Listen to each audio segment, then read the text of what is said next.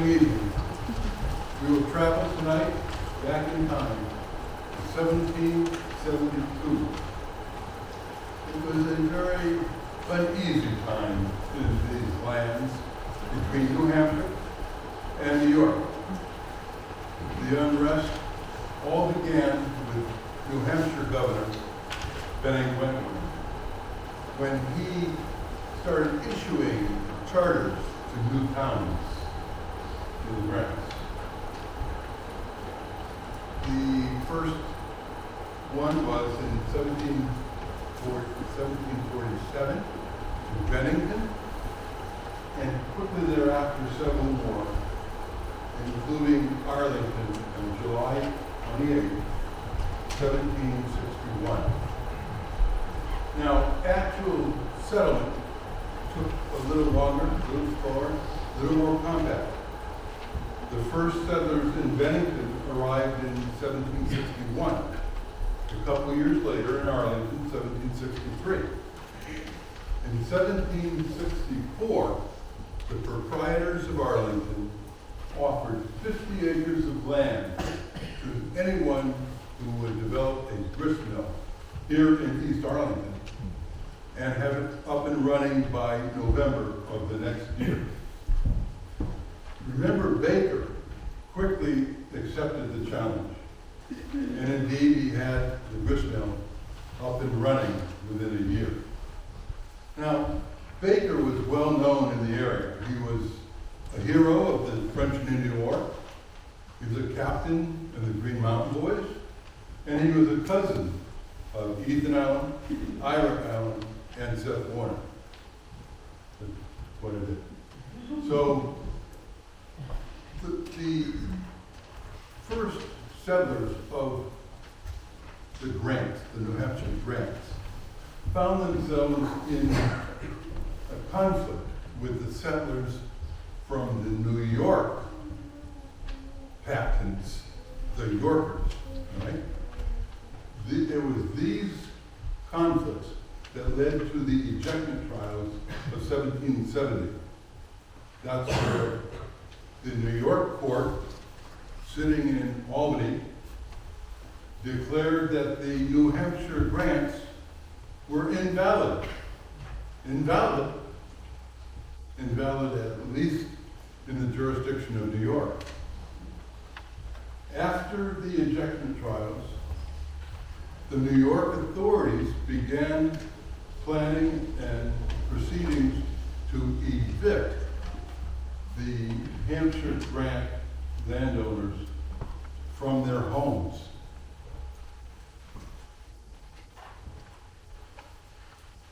It was really a question of perfect your land title, perfect your title by paying a substantial sum to New York or get off the land. Not a good. So what then could happen would be a good question. What happened? So we're up to 1770. You know, that brings us to tonight. That's what we are tonight. March of 72. And what we're going to see is kind of a special meeting. Imagine you are Arlington citizens and you're called to a special meeting to consider and to address the horrible, horrible events of the last day and a half. And the Yorkers reacted to this by putting a bounty on the heads of the Green Mountain Boys, or some of the leaders of the Green Mountain Boys. 20 pounds, including, remember, Baker. So now, one of the original proprietors of Arlington, Josiah Hawley, is going to open the meeting.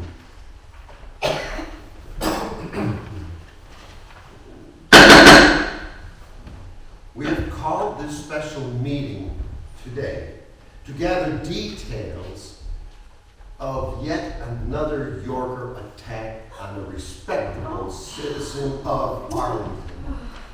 our own town clerk, remember Baker.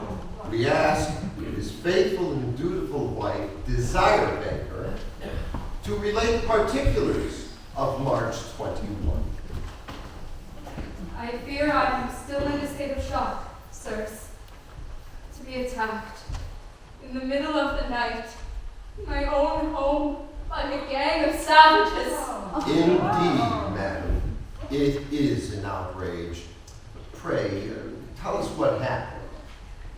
We were roused from our beds last night to the sound of shouts from outdoors. At first, we did not know who they were or what they wanted, but it was soon made clear that they meant ill when their axes broke through our door. They burst in with a lantern.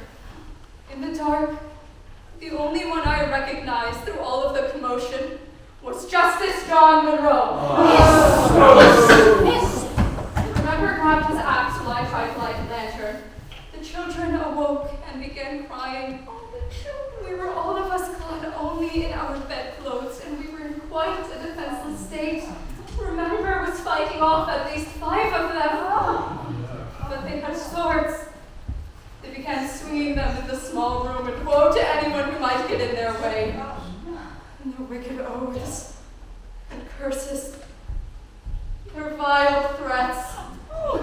They came in fighting, you say? They came in to murder, to be sure. I gathered the children and tried to pull them away to a corner for safety. But before I could retreat, one of the devils struck me in the head with his sword. I am sure he intended to cut my head clean off.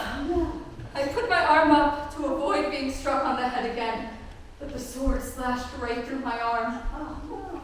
He had struck my Aussie too. He was screaming in pain from a gash on his arm. Poor boy. It was then that I heard Remember shout, and I turned to see him with his arm in the air, blood pouring from his hand. How dare these scoundrels attack innocent women and children? How indeed, sir. Remember did his best to protect us. He climbed the ladder to the attic, hoping the fiends would go after him and leave his wife and children alone.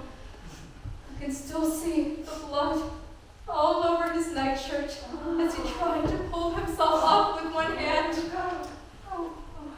I heard him struggling to tear a board away from the wall. And the next thing I knew, he was outside in the deep snow, covered with blood and surrounded by his attackers. He was trapped. Who among them claimed authority to arrest him? Why, the devil Monroe, of course. I'm sure he has been planning this for some time. He told Remember he was taking him to the Albany jail, and there he would stand trial. Remember asked to be allowed his clothes for the journey.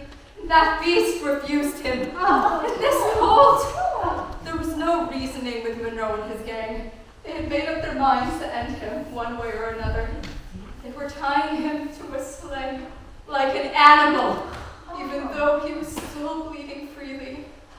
It was then when I saw that his thumb had been cut clean off.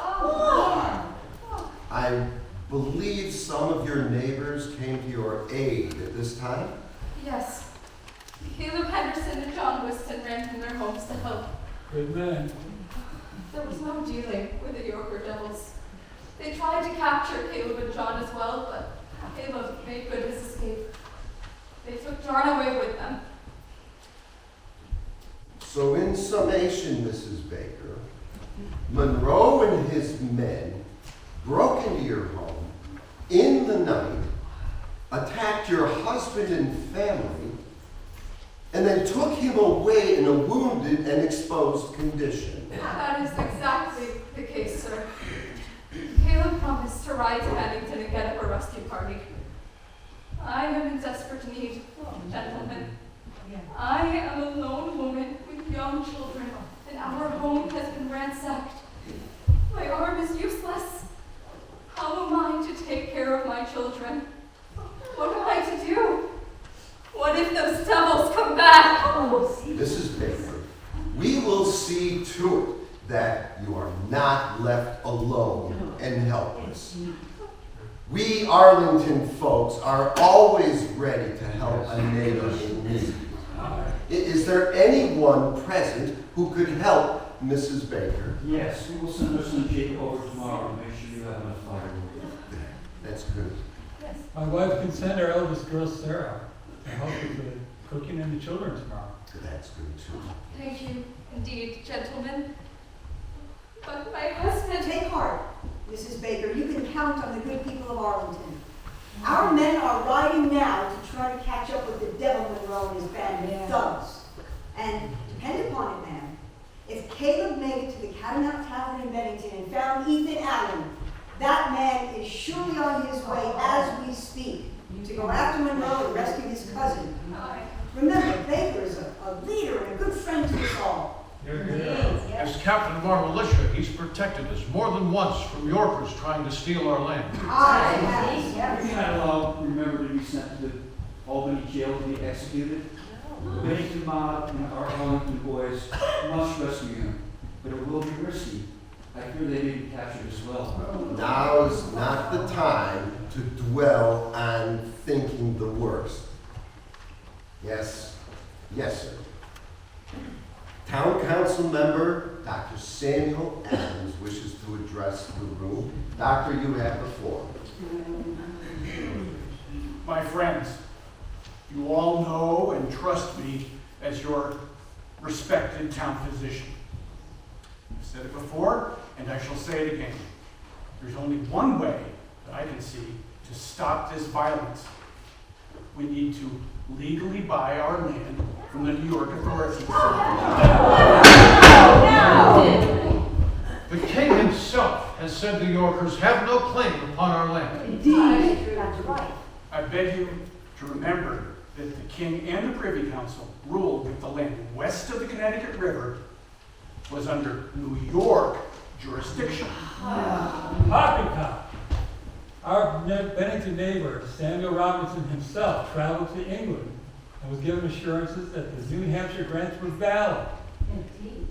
The Crown ruled that the Yorkers must stop making claims on our land. And he should know. Was he not the first to settle here? Do you forget that the ejectment trials held in a court of law in 1770 ruled that this area is now legally part of Albany County?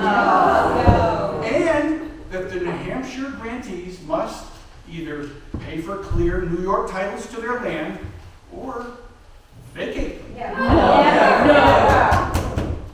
Disagree if you choose, gentlemen, but Samuel Robinson, Remember Baker, and their fellow settlers are breaking the law. The law is the law, and you violate it at your peril. We will stand and fight. Yes. Death to the Yorkers! Vows and threats are fruitless, gentlemen. You wish to settle the issue? Purchase your land from the New York patents. We've already paid for the land to New Hampshire. We cleared the land and built the homes that stand on it today. None of us would agree to live on our land as tenants to rich Yorker landlords. The Yorkers have ignored the decision from London and have passed laws benefiting themselves and their own bias courts. Now, I'm a practical man, but I will not be caught paying for the same thing twice. If I were you, Samuel, I would not be saying this within earshot of Ethan Allen. He won't be as reasonable as the rest of us. I am not afraid of Ethan Allen. I have 2 pistols, one for each hand if he wants to debate me. Is that a challenge, sir? Watch what you say, fool. It's enough of it. Oh, enough. All of you. You have aired your opinion on the matter repeatedly, Doctor. But now is the time for action, not talk. Remember Baker, the captain of our militia, has been captured, taken away from his home for defending his home and his family. Now, by coming to his aid, we not only rescue a respected son of Arlington, rights of all in our community. I do not seek a fight. But if they try the same with me, fight I will. We're squandering valuable time. If fight we we should be prepared. It's time to summon the militia now. Absolutely, yes. Now, I do not want a bounty on my head. It might have been better had I not brought my family here to begin with. Regrets are of no use here. Retreat now? Why? We need to keep our faith. We know how hard we have worked together to build our town. We cannot falter in times like these without surrendering all we have accomplished. Did we not stop the Yorkers when they tried to take James Breckenridge's farm last year? Well, necessity compels us to do it again. When we stand with Remember Baker, Seth Warner, Ethan and Ira Allen, and the rest of our Green Mountain boys, we will prevail. That is the truth. We will stand. And we will fight. My question still has not been answered. What if my husband never comes back? Oh, he will be back, madam. You may depend upon it.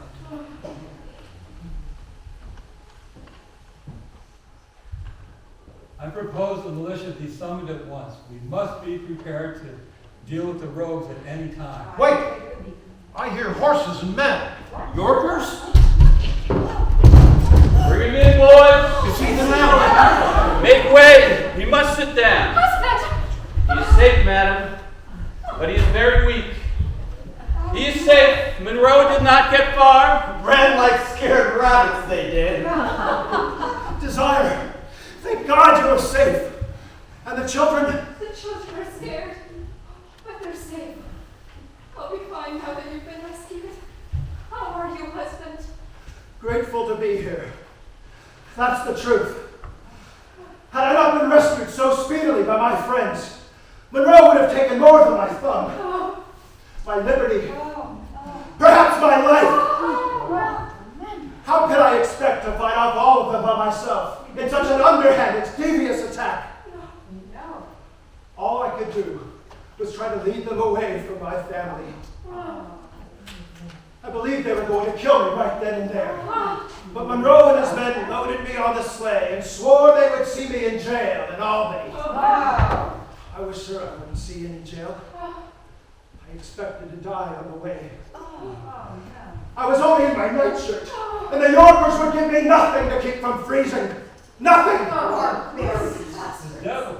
Despicable beasts. Perhaps they were hoping I would die before we got there. Clearly they wished to make an example of me. They had taken John Whiston as well, but didn't hold him for long. We must have traveled about 10 miles or so when Monroe stopped to rest the men and horses. We stayed right there for several hours. I was in terrible pain, with blood pouring from my hand. I didn't have the strength to fight back. I was in despair. The fools stopped him saying quick and bandaged Remember's hand. If they hadn't, they'd only succeeded in bringing me a dead man to Albany jail. I was not at home when Caleb Henderson arrived in Bennington and sounded the alarm. Once I heard about my cousin, I rode out to join the Bennington boys, to make the Yorkers pay for their actions. Luckily for Monroe, by the time I caught up, Remember had been rescued and was on his way back home. Caleb, why don't you tell everyone what happened? It was a little after daybreak when I arrived in Bennington. I could not find Ethan, so I went to the Catamount Tavern and woke Stephen Fay. It took us no time at all to round up a dozen of our Bennington boys. We had no intention of allowing Monroe to bring Remember to jail, alive. We set out immediately toward Albany and rode hard until we reached the Hudson. We had to stop them before they could take the ferry across. There's no sign of them at the ferry. We got rid of them. Well, they were dragging a bleeding man on a sleigh. They could not have escaped that quickly, even with a few hours' advantage. Riding back toward Arlington was the likely way to stop them.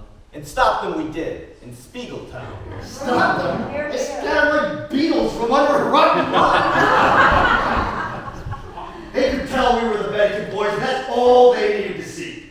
dropped their weapons and ran for the woods. All except Monroe. He stood there cussing about manfully to stand their ground, but they would have none of it. Monroe had no choice but to surrender to us. Our boys from Arlington arrived soon after. Those Yorkers were wise to run. Indeed. Where is Monroe? Did you bring him here to account for this outrage? Our people will want redress for this unwarranted attack. The safety of Remember was our first duty. He was nearly insensible from loss of blood. He fainted several times. And if we were to take Monroe, where would we hold him? We know where to find them again. And if they have any sense at all, they would do well to keep their counsel and their distance. If they think a 20-pound bounty on our heads scares us, well, then I'm going to put a bounty on their heads. But only 15 pounds. They ain't worth as much as we do. There is plenty of time and plenty of means to make Monroe pay for this. Because of my neighbors and friends, I am alive and free. And my family is safe. He may have taken a thumb, but 4 fingers and a whole hand remain to see that justice is done.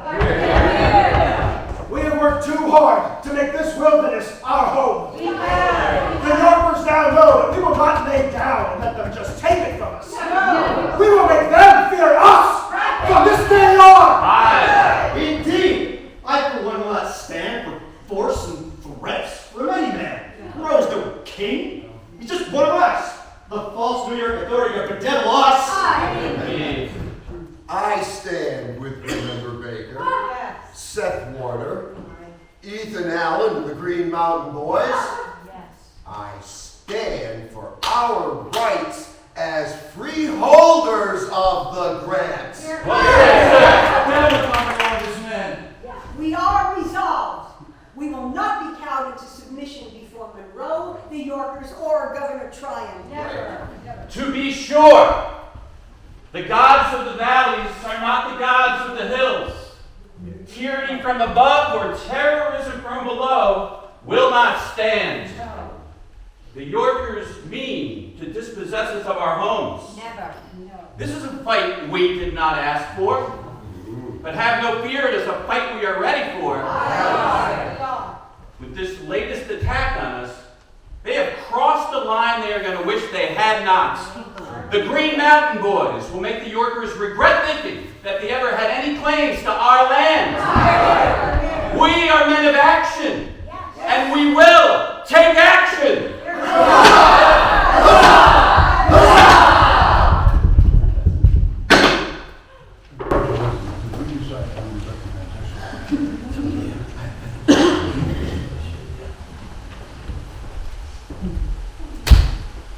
If I may, I have a few postscripts. First, on Monroe. Remember, Baker's rifle was taken during the abduction. Seth Warner visited Monroe and retrieved the rifle. And in the process, injured, striking Monroe with the flat of his sword. The flat of his sword. That was much gentler. Now, later in the war, Monroe would declare his loyalty to the crown and then flee to Canada. On Adams, yes, Ethan Allen would catch up to him later and confront him and make an example of him and dissuade others from having similar views.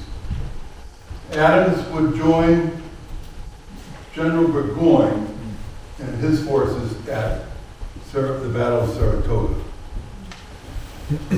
Allen, he should be commended for refusing or for resisting and eliminating the possibility of such violence as we've seen and heard about today, right up until the beginning of the Revolutionary War.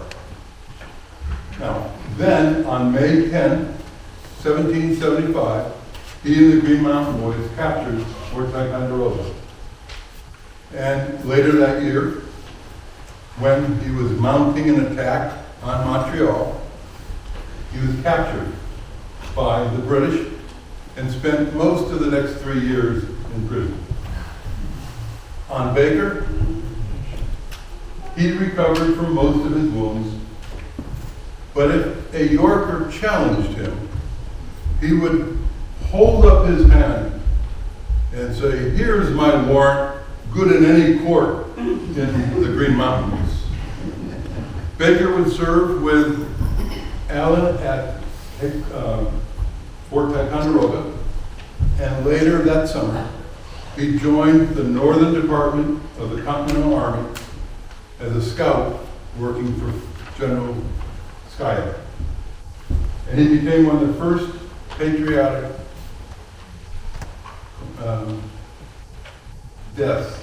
casualties, when he was killed in Canada in August of 75, right, same summer.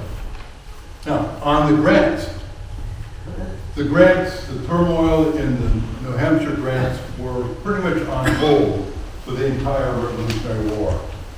But the settlers, frustrated and unable to gain acceptance from the Continental Congress, declared themselves an independent republic, the Independent Republic of Vermont, and continued as a viable entity until finally becoming the 14th state in March 4th, 1791. Huzzah! Now, when we adjourn, please join us outside for a musket volley by our rescue squad. And after that, and that's in honor of Remember Baker, after that, please join us in Bailey Hall for refreshments and more discussion. At this point, I think I'd like to recognize the authors, the great authors who helped bring our scripts together. That was Jim Thrash and